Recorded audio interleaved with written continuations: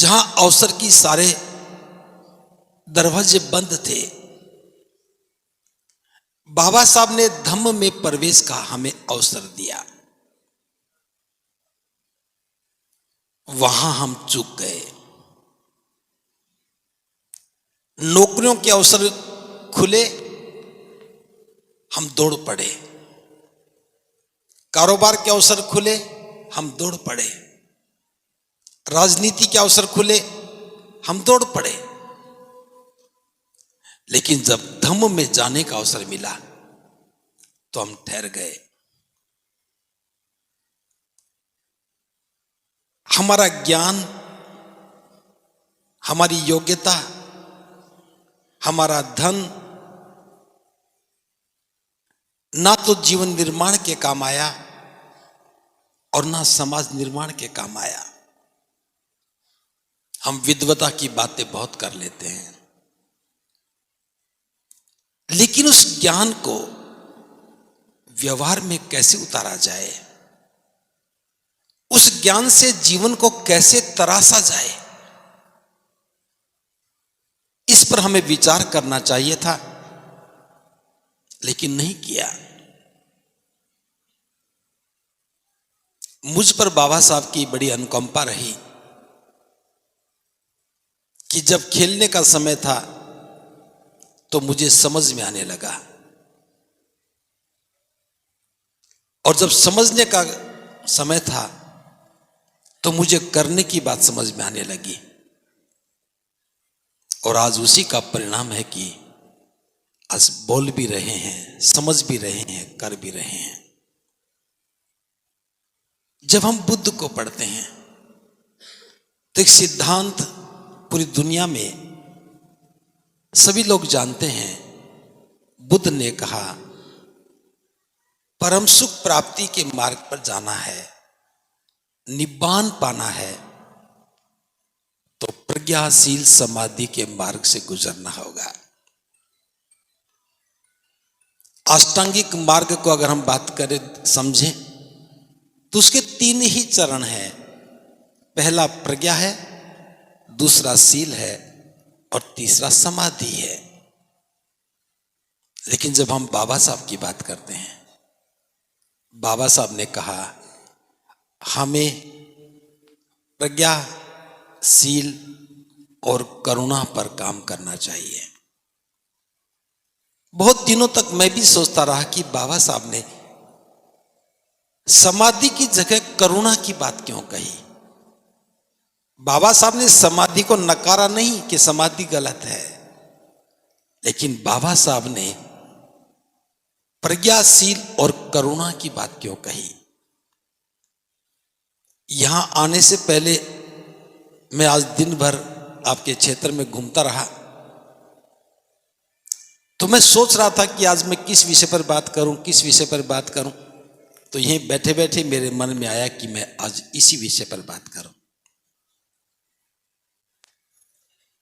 हमें इसी की जरूरत है।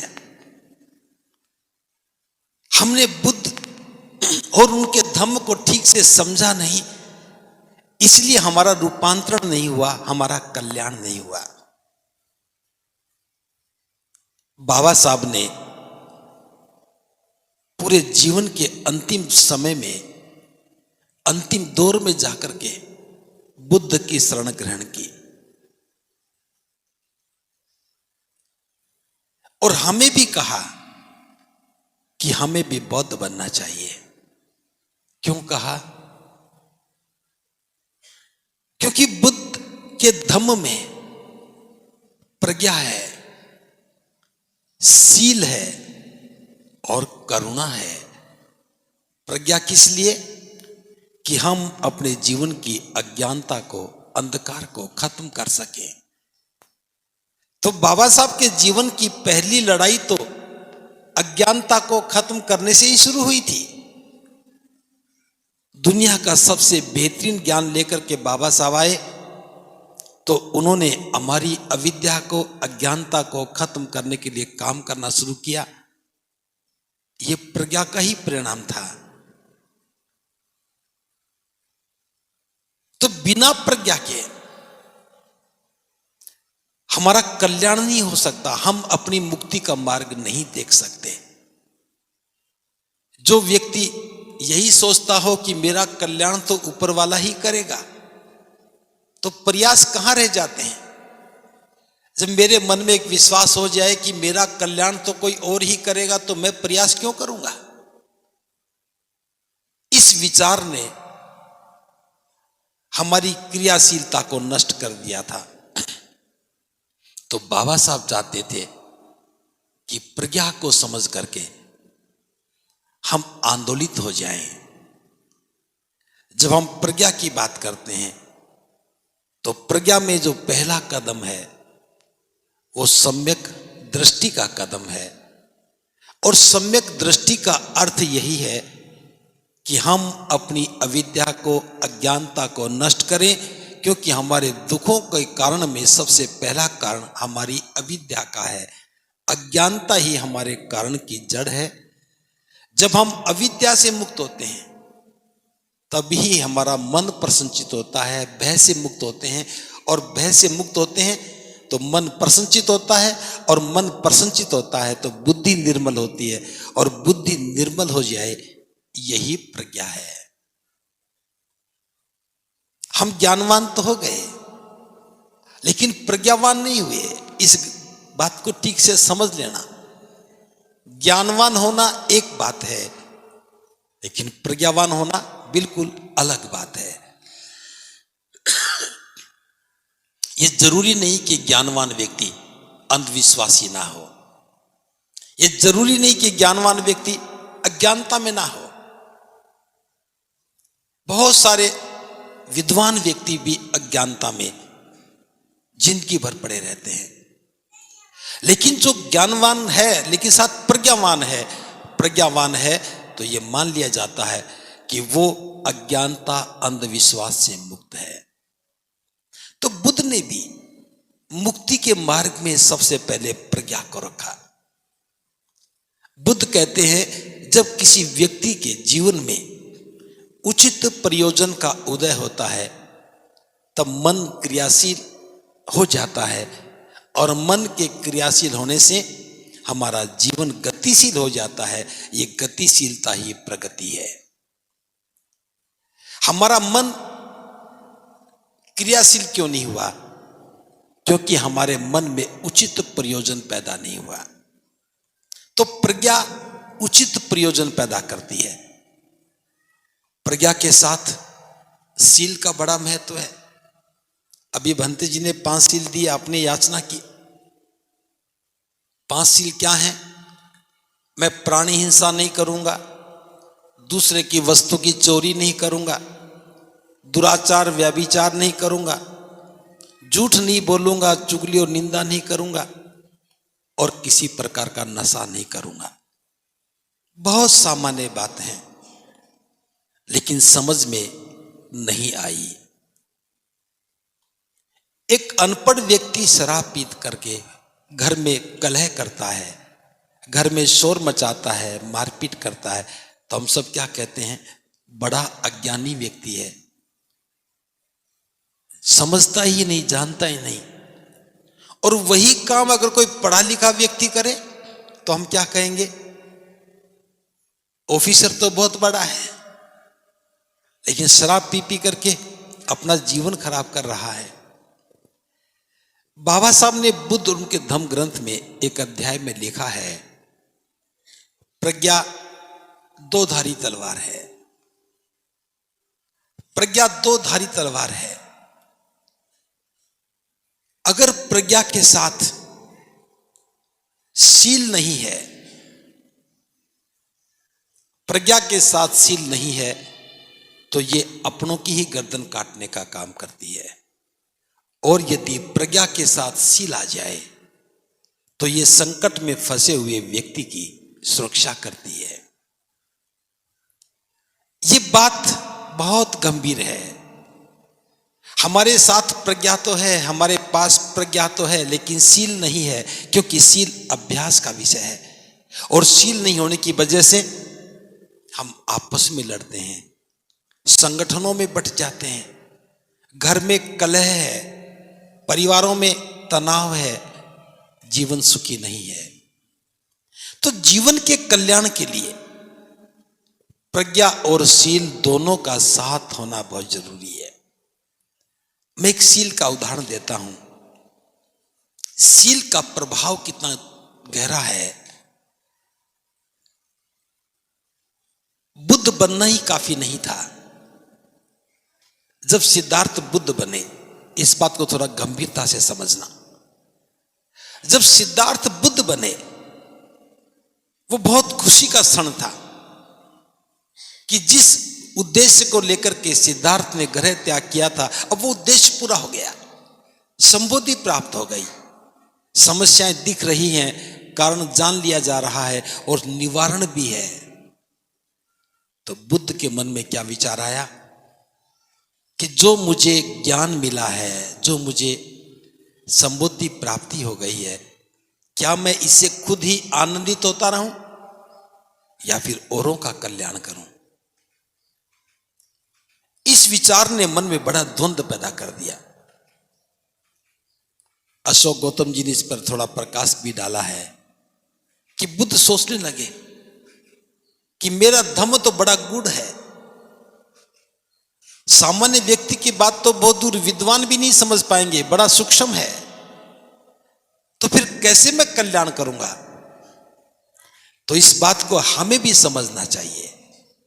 हमें जो जानकारी मिली है, हमें जो साधन मिले हैं, जो अधिकार मिले हैं, आम आदमी की समझ में नहीं आ सकता। इसलिए हमें भी बुद्ध की तरह सोचना चाहिए। और क्या करना चाहिए? बुद्ध ने बोध गया छोड़ दिया, सारनाथ चले आए। किसको उपदेश दूं?